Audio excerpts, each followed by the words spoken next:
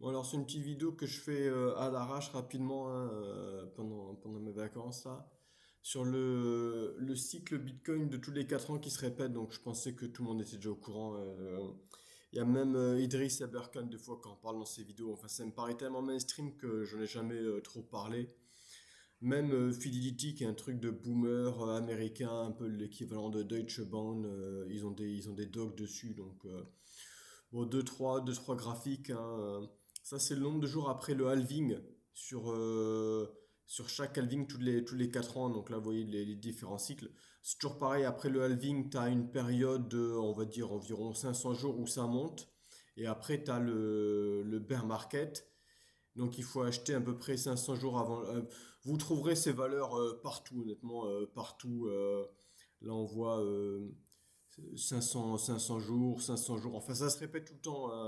Le halving tous les 4 ans, ça pompe et après ça crache.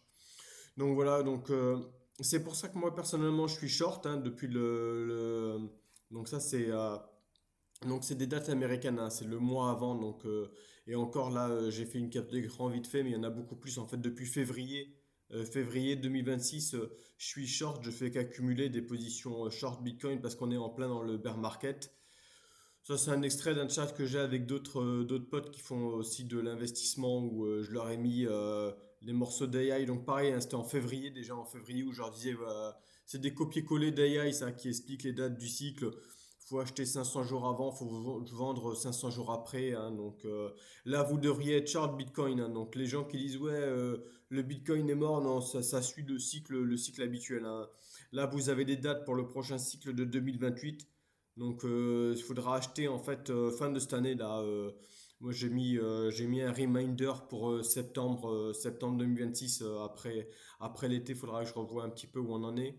Et juste une référence, quelqu'un que je suis, c'est Benjamin Cohen. Il a un channel YouTube. Il fait beaucoup de vidéos. Il a des trucs pro payants, mais il fait beaucoup de vidéos gratuites avec plein de graphes très intéressants. Ça fait des années qu'il parle du cycle Bitcoin, donc il est intéressant à écouter. Donc voilà, juste pour dire que voilà, ben moi, ouais, je suis short pour le moment pour protéger ma position longue. J'ai pas vendu mes longues Bitcoin que j'ai acheté il y a 10 ans.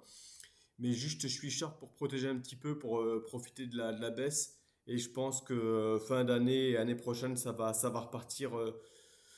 C'est le cycle normal, donc il y a pas de quoi flipper. Normalement, vous devriez être short, vous aussi. Je suis surpris qu'il y ait des gens qui connaissent pas ce cycle. C'est partout sur YouTube depuis des années, en fait.